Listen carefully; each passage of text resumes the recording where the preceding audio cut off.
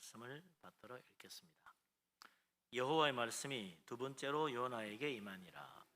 이르시되 일어나 저 큰 성읍 니느웨로 가서 내가 네게 명한 바를 그들에게 선포하라 하신지라. 요나가 여호와의 말씀대로 일어나서 니느웨로 가니라. 니느웨는 사흘 동안 걸을 만큼 하나님 앞에 큰 성읍이더라.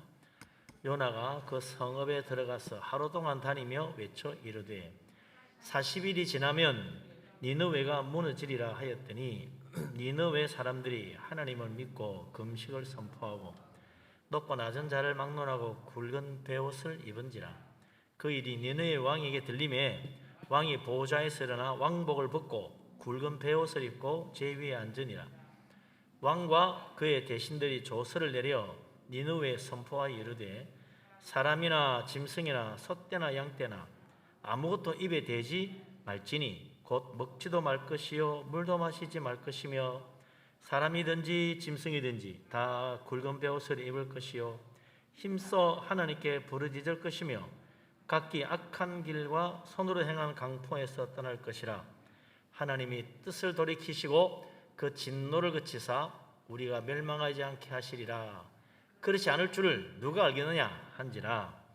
하나님이 그들이 행한 것 곧 그 악한 길에서 돌이켜 떠난 것을 보시고 하나님이 뜻을 돌이키사 그들에게 내리리라고 말씀하신 재앙을 내리지 아니하시니라. 아멘.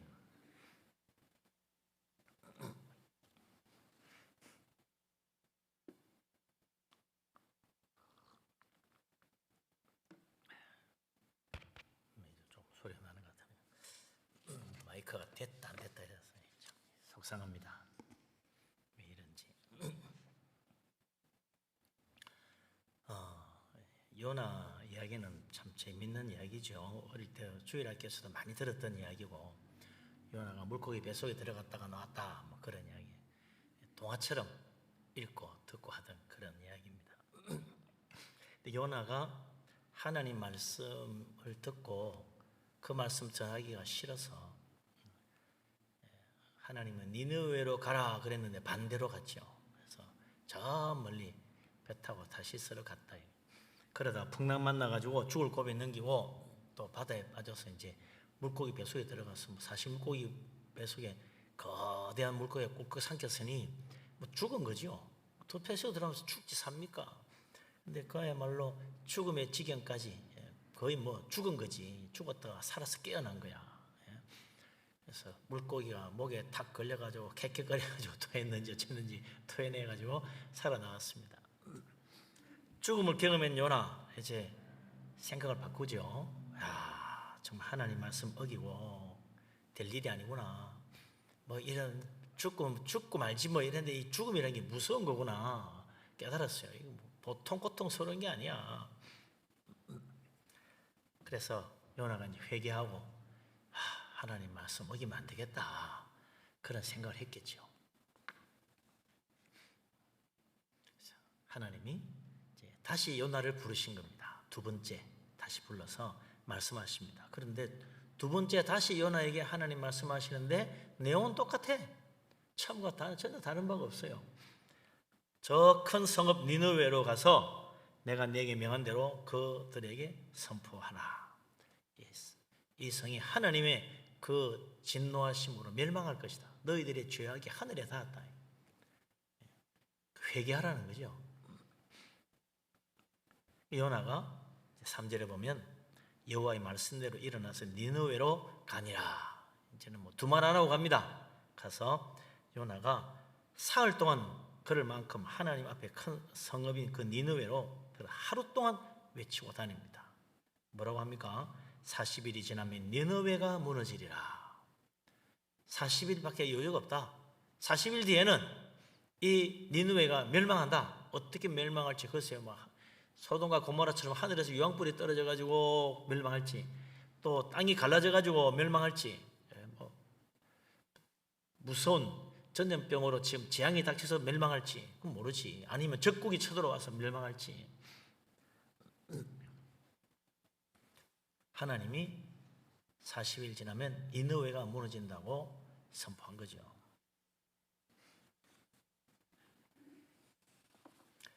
요나가 엄청난 폭풍, 죽음의 그 무서운 고난 다 겪고 나니 이제 달라졌습니다. 하나님 말씀은 똑같은데 요나의 태도가 달라졌다. 똑같은 하나님 말씀 받는 믿음의 자세에 따라서 우리가 이렇게 달라지는 거죠. 순종할 수도 있고 거역할 수도 있습니다. 하나님 말씀대로 행하여서 하나님께 쓰임 받을 수도 있고, 하나님 거역하고 완악하게 내 고집대로 살 수도 있는 거죠. 하나님 말씀은 뭐 예나 지금에 똑같잖아요. 항상 문제는 사람입니다. 내가 변해야지, 다른 길 없어요. 요나가 변하니까 하나님께 쓰임 받았지, 요나가 변하지 않았다면 하나님께 쓰임 받겠습니까? 쓰임 받지 못하는 거예요. 이 하나님 말씀도 그렇습니다. 우리 모든 이 하나님 말씀, 2000년 전 예수님이 선포하신 그 복음의 말씀 2000년 동안 바뀌었느냐? 하나도 안 바뀌었어요. 그대로예요. 2000년 전에 선포된 그 말씀 그대로 지금 우리에게 전해지는데, 예나 지금이나 이걸 믿음으로 받는 사람은 구원받고 영생 얻어 천국 가는 거고, 지금도 이 하나님 말씀 받지 않고 예수 그리스도 십자가 복음 믿지 않고, 요즘 누가 이런 거 믿어? 그러면서 자기 고집대로 사는 사람, 자기 믿고 사는 사람, 세상 믿고 머지않은 사람, 재물 믿고 사는 사람들은 다 멸망한다 이거죠. 하나님 말씀은 예나 지금이나 1.1핵도 변함이 없습니다. 내가 변하느냐 변하지 않느냐에 달렸다. 요나가 고난을 겪고 변화되어서 이제 불순종의 사람에서 순종의 사람으로 바뀐 거죠. 그래서 어떻게 해서 변했나? 고난받고 변했다. 고난받고 변한 거예요. 큰 고난, 그것도 뭐 정말 죽을 고비 넘기고 나니까 정신 번쩍 들었지. 아이고, 내가 잘못했구나. 그것만 깨달으면요, 우리 인생 달라집니다. 항상 우리는 뭐예요? 내가 뭘 잘못했냐고 말하는 그때부터 우리는 어려움 속에 빠지는 거예요. 문제가 안 풀리는 거예요. 내가 뭘 잘못했냐고 그러면 해결이 안 되지. 바로 내가 죄인이다, 이거 깨달으면 다 해결됩니다. 그렇게 되니까 하나님께 원망도 사라지고 순종하게 되는 거죠. 오늘도 하나님은 우리가 하나님 앞에 겸손하게 엎드리기를 원하십니다. 문제는 하나님 말씀이 무리한 게 아니에요. 내가 거역하는 불순종의 마음이 문제다. 내가 변화되면 된다. 주님 앞에 엎드리고 우리 하나님 말씀 아멘으로 받아서 참으로 축복받는 사람, 하나님께 쓰임받고 주께 영광 돌리는 귀한 믿음의 사람 다 되시기를 주님의 이름으로 축원합니다. 아멘. 자, 근데 이제 문제는 요나가 전도 니느웨라는 성이 얼마나 큰 도시냐? 자꾸 큰 성읍 그러는데 2절에 보니까 큰 성읍 니느웨라. 3절에도 뭐라 그러냐면 하나님 앞에 큰 성읍이라. 니느웨가 얼마나 하나님 앞에 큰 성읍이면, 하나님 앞에 크니까 이거는 세상에서는 비교할 데가 없다는 거예요. 이 세상에 비교할 게 없고 하나님 앞에 그만큼 큰 성읍이다. 최고 큰 성읍이다. 당시에 뭐 비견할 만한 그 바벨론의 그 성보다 이 니느웨 성이 더 컸다, 그래 말할 정도로 했던 당대 최고 큰 성읍입니다. 요나가 사흘 동안 걸을 만큼 큰 성읍이라. 아니, 얼마나 크면 사흘 동안 걸어야 되나? 사람이 하루에 1시간에 10리를 간다고 그러죠. 1시간에 10리. 그러면 4km인데 하루 8시간만 걸어도 48에 32km 아니에요.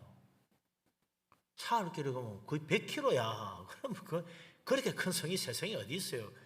그렇게 직선으로 사흘 걸린다는 뜻이 아니고 그 성을 빙 돌면서 이렇게 하는데 사흘 걸린다, 그런 이야기일 것 같아요. 빙 성둘레를 도는데 엄청나게 큰 성이죠. 30km니까 둘레가 한 100km 되잖아요. 그러니까 사흘 길이지. 온둘레는 지름의 3배니까 하루 길이면 이쪽 끝에서 저쪽 끝까지 가는 거지. 근데 전체를 빙 돌라 그러면 사흘 걸릴 만큼 큰 성이라. 그 얼마나 큰 성인데 몇 명이나 살길래 그래 큰 성인가? 우리 4장에 보면요, 4장 11절 마지막 절이죠. 거기 보면 그 큰 성읍 니느웨에는 12만 명이 살고 있다고 했어요. 사람이 12만 명이라. 별로 뭐 얼마 안 되네. 우리 3분의 25만인데 30만인데 거의. 아니 그 뭐 3분의 1 정도밖에 안 되는 그런 도시인데 뭔 소리냐? 그게 아니에요. 이 12만이면 어른 남자만 12만인 거예요. 그럼 여자가 있으면 어른 여자 치면 곱하기 1을 해야 될 거 아닙니까? 그럼 거의 50만입니다. 12만, 24만, 한 24만 명 되겠죠? 그럼 24만 명의 아이들 20세 미만 어린아이가 한 2배 이상 된다고 봐야 돼요. 그래 치면 이게 한 6, 70만 되는 거대한 도시라. 6, 70만이면 거의 안양 정도 되는 도시잖아요. 근데 그게 요즘은 뭐 이렇게 아파트가 고층 아파트가 있으니까 고층 아파트에 뭐 몇만 명씩 우리 여기 삼성 아파트도 고층이면 3, 40층 되니까 거기 한 10,000명이 산다 이거죠. 그럼 좁은 땅에 10,000명이나 살지만 그거 그냥 평지에 산다고 생각해보세요. 얼마나 크겠어요. 엄청나게 큰 도시라. 12만 호가 있는 어마어마한 대도시예요. 대도시. 광대한 도시라. 엄청나게 많은 사람이 사는 거죠.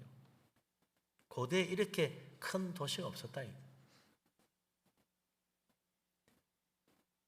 근데 이렇게 큰 도시, 이렇게 엄청난 사람들이 요나가 뭐 하룻길 가서 외친다고 그 사람들이 다 그거 듣고 요즘처럼 뭐 확성기가 있는 것도 아니고 요즘처럼 뭐 방송을 하는 것도 아니고 인터넷도 없는데 어떻게 그걸 다 알아가 사람들이 갑자기 회개하고 되나? 아무리 광활한 도시, 아무리 많은 사람이 산다 할지라도 하나님 말씀은 더 큰 능력이다 이거죠. 하나님 말씀의 역사는 큰 거예요. 그럼 바르는 말이 천리 간다고 말이 안 퍼지기 시작하면 금방 퍼지는 거예요. 요나가 하나님 말씀을 선포하자마자 사람들이 막 감동하고 변화가 일어나는 거야. 그러니까 막 회개하는 거죠. 이게 막 뭡니까? 마치 들판에 불처럼 말이야 막 퍼져나가는 거죠. 산불 퍼져나가듯이 급속히 바람 타고 불이 번지듯이 퍼져나가는 겁니다. 그래서 요나서 3장 5절부터 한번 읽어보죠. 5절부터 8절까지 같이 한번 읽겠습니다. 니느웨 사람들이 하나님을 믿고 금식을 선포하고 높고 낮은 자를 막론하고 굵은 베옷을 입은지라. 그 일이 니느웨 왕에게 들림에 왕이 보좌에서 일어나 왕복을 벗고 굵은 베옷을 입고 제위에 앉으니라. 왕과 그의 대신들이 조서를 내려 니느웨에 선포하여 이르되 사람이나 짐승이나 소떼나 양떼나 아무것도 입에 대지 말지니 곧 먹지도 말 것이요 물도 마시지 말 것이며 사람이든지 짐승이든지 다 굵은 베옷을 입을 것이요 힘써 하나님께 부르짖을 것이며 각기 악한 길과 손으로 행한 강포에서 떠날 것이라. 아멘.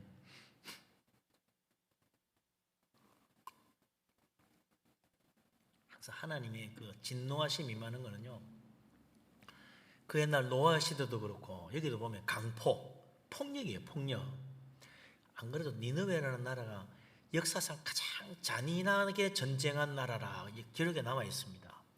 폭력이 너무 심한 거야. 이 강포.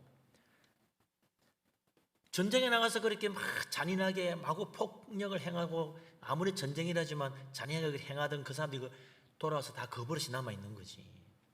그래가 온 나라가 말이죠. 폭력이 난무하는 거예요.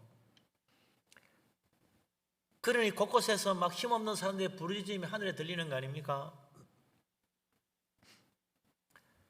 그래서 하나님의 진노하심이 임했다 이거죠. 그래서 요나를 보내가지고 그래도 불쌍하니 그들을 살리고 싶은 하나님의 은혜가 그에 임한 거죠. 그래서 40일이 지나면 이 성이 무너지리라 그랬더니 사람들이 전부 다 금식을 하고 회개를 하기 시작하더라. 이 소식이 왕에게 들리니까 왕도 말이죠. 왕복을 벗고 굵은 베옷 입고 금식을 선포하고 제위에 앉았다. 그러니까 신하들이 왕이 지금 굵은 베옷 입고 회개하는데 신하들이 가만히 있을 수 있습니까? 왕이 그러면 온 나라 모든 백성이 다 그렇게 해야 돼. 왕이 하는 대로 해야지. 왕이 회개하는데 다른 사람들 가만히 있으면 되나요? 그러니까 신하들이 곧 조서를 내려가지고 온 나라에 선포를 하는 거예요. 이제부터 이 짐승이나 사람이나 소떼나 양떼나 모두 다 물도 먹지 말고 먹을 것도 음식도 먹지 말고 다 굵은 베옷 입고 하나님께 부르짖어라 그랬다는 거죠. 처음에는 민간에서부터 시작된 겁니다. 일반 백성에서부터 회개운동이 일어나더니 이제는 왕까지도 거기에 감동돼 가지고 굵은 배도 있고 회개하기 시작하는, 금식하며 회개하는 거예요. 그러니 이제는 온 나라가 다 금식을 선포하고 회개하게 되는 거 아닙니까? 이 회개운동이 밑에서부터 백성들로부터, 영어나 한 사람이 외치기 시작하는데 그걸 들은 백성들로부터 시작해가지고 나중에 왕까지도 다 그 회개하게 되고 온 나라가 다 퍼지게 된다. 그러니까 이 니느웨 성 하나가 변화됨으로 온 나라가 다 회개하게 되는 거죠. 국가적인 회개운동이 일어났다. 그런데 이걸 듣고 어떤 사람은 그래, 아니 세계 최고의 강대국이고 그 당시 가장 잔인하게 전쟁을 치루었던 그런 아수르가 요나가 와서 하루 외쳤다고 어떻게 회개하고 온 나라가 말이지 그렇게 변화될 수 있느냐, 이건 좀 과장됐다, 그런 이야기하는 사람도 있어요. 이야기가 좀 너무 허무맹랑하지 않냐, 뭐 그런 말을 하는 사람이 있습니다. 그래서 당시 아수르의 상황이 굉장히 힘들고 어려운 상황이었다는 게 역사적으로 이렇게 나오고 있어요. 온 세계를 정복하고 잘 나가던 아수르입니다. 세계 최강대국, 정말 번성하고, 그래서 아수르가 니느웨라는 어마어마한 성을 건설하고 모든 게 정말 잘 풀리는 것 같았지요. 근데 요나가 와서 하나님의 말씀을 선포하기 한 10년 전부터 이상한 징조가 나타나기 시작한 거예요. 갑자기 위기가 닥칩니다. 첫 번째 징조가 뭐냐면 온 나라에 질병이 퍼지기 시작합니다. 무서운 전염병이 퍼진 거예요. 수많은 사람들이 병들어 죽습니다. 약도 없어요. 요즘 이 전염병이 얼마나 무서운지 이 코로나19 겪으면서 다 우리가 알잖아요. 요즘까지 그래도 뭐 의학이 발달하고 병원에 치료도 하고 뭐 산소호흡기 메고 뭐 등등 다른 치료약도 있지만 옛날에는 그런 거 없거든요. 이런 병이 퍼졌다, 막 썰어 죽는 거예요. 온 마을 전체가 다 뭐 전멸하기도 하고 한 집안에 절멸하고 몰살하기도 하고 그러는 거죠. 그러니 전부 공포에 빠지는 겁니다. 이러다 다 죽는 거 아닌가. 정말 길거리에 개미 새끼 한 마리 못 나갈 정도로. 그러더니 몇 년 뒤에 이 백전백승의 아수르 군대가 전쟁에 나가서 패전을 합니다. 전쟁이 돌고 이러니까 나라가 엉망이니 군대가 제대로 힘을 발휘할 수 있겠습니까? 패전을 해가 돌아와요. 이때까지 한 번도 전쟁에 나서 진 적이 없어서 전쟁 패해서 돌아오니 온 나라 민심이 뒤숭숭해집니다. 이 큰일 났다. 우리나라가 어떻게 전쟁에 패할 수 있냐? 그 막강한 군대가 세상에 나가서 전쟁에 피해서 오다니 이게 말이 되냐? 뒤숭숭합니다. 그러던 차에 또 다시 전염병이 또 퍼진 거예요. 몇 년 뒤에 또 퍼진 거예요. 그래가지고 야, 이 나라가 진짜 이러다가 망하겠다 하는 그런 위기감이 도는 그때에 하나님이 요나를 보내신 겁니다. 요나가 니느웨 성을 돌아다니면서 외치기 시작합니다. 40일이 지나면 이 성이 무너지리라. 그러니까 사람들이 안 그래도 망할 판이야, 모두 다 지금 두려움에 빠졌어. 근데 그런 말씀을 전하기 시작하니까 사람들이 막 마음이 동요하기 시작하는 거죠. 야, 이거 진짜 우리가 천벌을 받을 짓을 하나 보다. 이래가지고 안 되겠구나. 너도 나도 그 말 듣고 사람들이 움직이기 시작하는 거죠. 높은 사람 낮은 사람 할 것 없이 감동받는 사람들이 굵은 배옷 입고 회개하고 부르짖기 시작합니다. 아마 요나 선지자도 깜짝 놀랐을 것 같아요. 아니 이렇게 하루 전하자마자 사람들이 이렇게 변화가 일어나다니, 아니 이스라엘에도 가서 아무리 외쳐도 사람들이 눈 하나 깜짝 안 하는데 아니 이 사람들은 말을 하자마자 이렇게 변화가 일어나더니 이게 웬일이냐. 요나 선지자도 깜짝 놀랐다. 하나님이요, 정말 그 갈급한 심령에 말씀을 주시니까 메마른 땅에 담비같이 그들의 심령을 적시고 움직이는 거죠. 이게 말씀의 열매가 맺는 겁니다. 그 갈급한 심령, 메마른 영혼에 하나님 말씀이 담비가 되어 내리니까 그들이 딱 하나님 앞에 엎드리는 거죠. 이런 거 보면 하나님이 정말 기가 막힌 때에, 기가 막힌 타이밍에 딱 사람을 보내가지고 하나님 말씀 전하게 하는 거죠. 그런데 요나가 안 가니까 말이 돼요. 하나님 얼마나 답답하게 해서 지금이야말로 적절한 타이밍, 이때 말씀 한마디만 던져주면 사람들이 막 회개하고 변화될 텐데 저 요나 선지자가 가래도 안 가고 엉뚱한 짓 해. 우리가 순종이 제일이란 말이 거기서 나오는 거죠. 순종이 제일이야. 하나님은 다 뜻이 계시고 하나님의 승리가 있어서 하나님 말씀을 통해서 우리에게 적절한 때 말씀하시고 인도하시고 끌어주시는데 그걸 순종 안 하면 우리가 하나님께 정말 큰 죄 짓는 거죠. 갈급한 심령에 하나님 말씀은 담비같이 역사한다. 거꾸로 완악한 마음에는 아무리 좋은 말씀도 소용이 없습니다. 천사가 와도 마음 완악한 사람에게는 소용이 없어요. 오죽하면 예수님 당시에 예수님이 직접 와서 말씀하는데도 수많은 사람이 감동받고 은혜받고 예수님 말씀 사모해가지고 밥도 안 먹고 따라다닐 정도로 말이죠. 수많은 사람이 몰려다니는데 아니 그 대제사장 바리새인 사두개인들 랍비들은 완악한 마음 가지고 예수님 어떻게 하면 저기 죽일까 그 궁리만 했잖아요.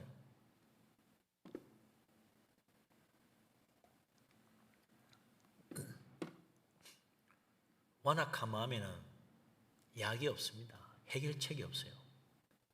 온유한 마음, 부드러운 마음, 겸손한 심령이 돼야 은혜 받지.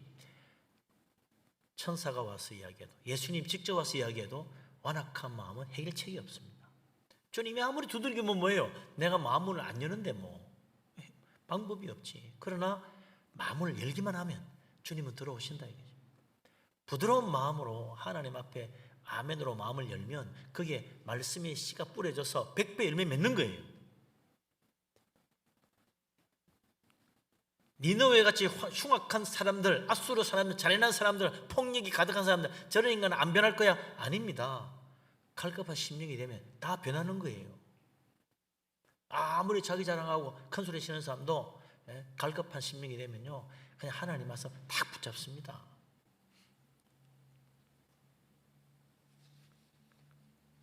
우리 하나님 오늘도 가난한 심령을 찾으신다 이거죠. 이런 거 보면 하나님이 왜 지금 요나 선지자를 그들에게 보내셨나 이해되죠.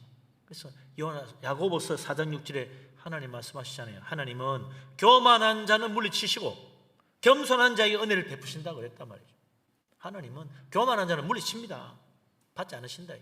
그러나 겸손한 자에게는 반드시 은혜를 베푸십니다. 예수님도 그래서 이 니느웨에서 일어나는 회개운동을 칭찬하는 이야기 하잖아요. 천년의 세월이 지났는데 예수님이 그 니느웨 사람들의 회개에 대해서 칭찬하는 말씀을 합니다. 누가복음 11장 32절에 예수님이 이렇게 말씀하세요. 심판 때에 니느웨 사람들이 일어나 이 세대 사람을 정죄하리니 이는 그들이 요나의 전도를 듣고 회개하였음이거니와 요나보다 더 큰 이가 여기 있느니라. 근데 너희들은 왜 내 말을 듣고도 회개하지 않느냐? 주님이 그랬단 말이에요. 니느웨 사람들은 요나의 그 회개하라는 말 한마디에 다 변화돼요. 회개했는데 어떻게 이 시대의 사람들은 온갖 기적을 보여주고 정말 감동적인 하나님 말씀 들려줘도 변화되지 않고 회개 안 하나. 그게 참 심판받아 마땅한 거죠. 완악한 데는 해결책이 없습니다. 온유한 심령으로 우리 하나님께 마음을 열어야 된다 이거죠. 그래서 정말 우리 하나님의 놀라운 축복을 받는 복된 사람 되시기를 바랍니다. 아멘. 이 니느웨가 이렇게 변화되고 축복받았는데 하나님 말씀으로 회개하고 변화되고 하나님 축복받은 이야기가 이 니느웨만 있는 게 아니잖아요. 이스라엘 나라에도 여러 번 있어요. 저번에도 요시야 왕 이야기했는데 믿음이 신실했던 요시야 왕이 오른 다음에 예루살렘 여호와의 성전을 수리했습니다. 그런데 그 성전을 수리하던 서기관 사반이 창고에서 율법책을 발견해줘요. 여호와의 성전 창고에서 요시야 왕이 가져옵니다. 보고를 하고 이런 걸 발견했습니다. 읽어보아라. 읽어요. 그랬더니 열왕기하 22장 11절에 보면 왕이 율법책의 말을 듣자 곧 그의 옷을 찢으니라 그랬어요. 너무 놀란 거예요. 이때까지 우리가 하나님 말씀 어기고 우상 숭배하고 하나님 제대로 섬기지 않았구나. 그러면 반드시 멸망하리라 그랬는데 큰일 났다. 뭐 너무 기가 막혀가지고 그 말씀을 듣자마자 그냥 막 옷을 찢으면서 회개한 거예요. 하나님의 진노하심이 크도다. 그러면서 말이죠. 깨달은 거예요. 그래서 온 유다로 회개하고 우상을 다 없애라고 나라에 조서를 내리고 사람들이 전국적으로 말이죠. 예루살렘 성전부터 시작해가지고 저 시골 구석에 있는 모든 우상 다 불태우고 다 부셔버리고 다 내다버립니다. 그리고는 전부 다 이제 다 모여서 하나님 앞 회개하라고 그러는 거죠. 그래서 유다 나라에도 대대적인 회개 운동이 일어났었다. 그러니까 열왕기하 22장 20절에 하나님이 요시야 왕에게 말씀하십니다. 네가 내 말을 듣고 겸비하여 옷을 찢고 통곡하였으므로 너로 내 조상들에게 돌아가서 평안히 묘실에 들어가게 하고 이곳에 내리는 모든 재앙을 내 눈이 보지 못하리라. 네 당대에는 내가 이 땅을 심판하지 않겠다. 은혜를 베풀어 주신 거 아닙니까? 참 그 뒤에 나오는 그 이스라엘 땅의 재앙은 이루 말로 다룰 수 없는 거죠. 나라가 멸망하니까 뭐 거기에 뭐 남는 게 뭐 있어요? 정말 불쌍하게 되는 거지. 그러나 회개하고 하나님 앞에 엎드리고 겸손한 마음으로 주께 부르짖는 자에게는 하나님이 은혜를 베푸시고 그를 보호해 주시더라. 지금 이 세상이 아무리 혼란스럽고 뭐 두려워도요, 정말 하나님 앞에 겸손하게 가야 됩니다. 하나님이 그럼 우리를 지켜주실 거예요. 하나님 은혜 가운데 우리 하나님의 보호하심, 또 우리 하나님의 축복 가운데 이 재앙이 지나가기까지 평강하는 축복 받으시기 바랍니다. 아멘. 이런 회개운동이 요시야 왕 때만 아닙니다. 사무엘 선지자 때도 그랬잖아요. 이 사무엘 선지자 때도 심지어 나라가 멸망하고 블레셋에 완전히 다 짓밟히고 실로 성전이 파괴되고 그리고 하나님 언약궤가 블레셋에 빼앗겼단 말이죠. 그래서 하나님이 기적의 역사로 돌아왔어요. 그래서 사람들이 참 어떡하나 괴로워하고 모두 다 이제 이거 나라가 이 모양이 꼴이 어떡하나 모두 갈급한 심령이 됐을 그때 선지자 사무엘이 이제 사람들에게 말합니다. 너희들이 진심으로 여호와께 돌아오려거든 이방 신들 다 버려야지. 그 옆에 놔두고 어떻게 하나님 찾고 있냐. 아스다롯 그 우상도 제거하고 여호와께로 돌아와서 하나님만 섬기라. 우상을 제거해라. 그러면 하나님이 너희를 블레셋 사람들의 손에서 건져주실 것이다. 그러니까 이스라엘 사람들이 전부 다 바알과 아스다롯을 다 내다버리고 여호와만 섬기기로 하나님 앞에 와서 엎드리는 거예요. 그래서 그걸 보고 이제 사무엘 선지자가 모두 다 미스바로 모이시오. 그래서 미스바에서 하나님 앞에 물을 붓고 그날 하루 종일 금식하면서 하나님께 부르짖는 겁니다. 뭐라고 합니까? 우리가 여호와께 범죄하였나이다. 하나님께 부르짖는 거예요. 우리가 하나님 앞에 범죄했습니다. 부르짖고 회개하고 그러니까 온 나라가 말이죠. 변화되는 거예요. 우상 제거하고 회개하고 통회하고 부르짖는데 블레셋이 쳐들어와도 물리치고 오히려 승리하고 잃었던 땅 다 회복하는 에베네셀의 승리를 거두게 된 게 이 사건 아니에요. 이스라엘 때 회개 운동이 일어나니까 하나님이 그 나라를 구원해 주시더라고요. 하나님은 오늘도 우리를 구원하시고 축복하시고 함께 하십니다. 항상 이런 모든 회개 운동은요, 말씀 선포에서부터 시작합니다. 니느웨가 40일이 지나면 이 성이 무너지리라 하나님 말씀 선포하면서부터 니느웨 회개 운동이 일어났고, 이 요시야의 회개 운동도 하나님 말씀 책을 발견하고 그 말씀 읽으면서 감동받고 회개하기 시작해서 나라가 변화됐고, 이 미스바 회개 운동도 사무엘 선지자가 너희들 정말 하나님께로 돌아오려면 우상을 제거하고 하나님만 섬기라 하나님 말씀을 선포하니까 그때부터 사람들이 변화되고 가지고 우상 버리고 회개하기 시작해가지고 참으로 다시 블레셋을 물리치고 승리하고 이랬던 땅 찾는 그런 축복이 이루어졌다.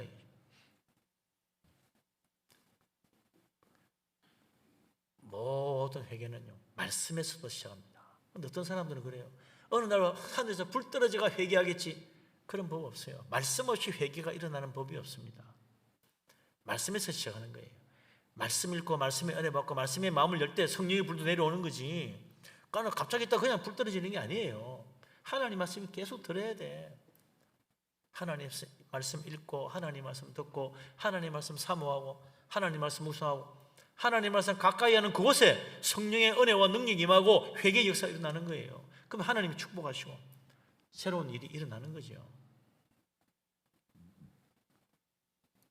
하나님 말씀에 귀를 기울여서 말씀으로 참으로 우리가 하나님 앞에 죄인임을 깨닫고 회개하고 변화되어서 하나님의 큰 은혜를 받는 복된 사람 되시기를 바랍니다.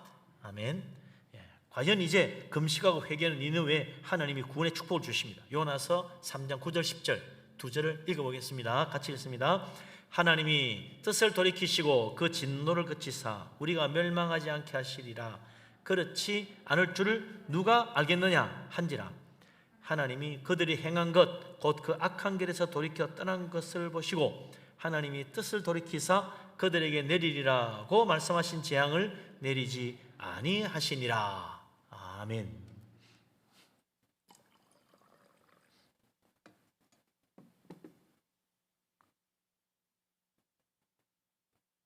멸망할 줄 알았던 니느웨 섬 멸망하지 않게 됐습니다.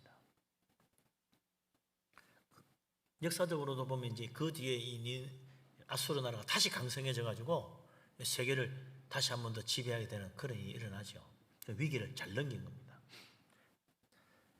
하나님의 진노의 심판이 내릴 줄 알았더니 회개하니까 하나님이 심판을 내리지 아니하시더라. 이 아수르 나라도 회복이 되더라. 하나님은 애통하는 자를 버리지 아니하신다.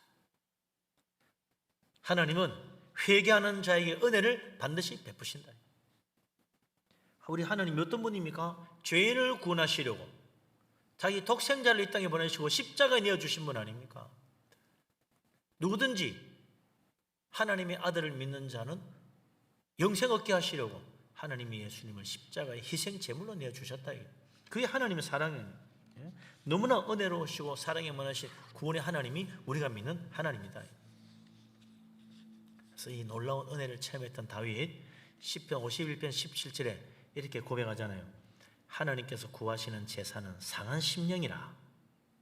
하나님은 뭘 구하시나? 재물을 구하는 게 아니고 그 하나님 앞에 와서 엎드리며 통회하며 상한 심령으로 하나님 나는 죄인입니다. 나를 불쌍히 여겨주시옵소서. 그걸 원한다. 상하고 통회하는 마음을 주께서 멸시하지 아니하시리이다. 우리 하나님은 예나 지금이나 다윗이나 누구나 다 마찬가지입니다.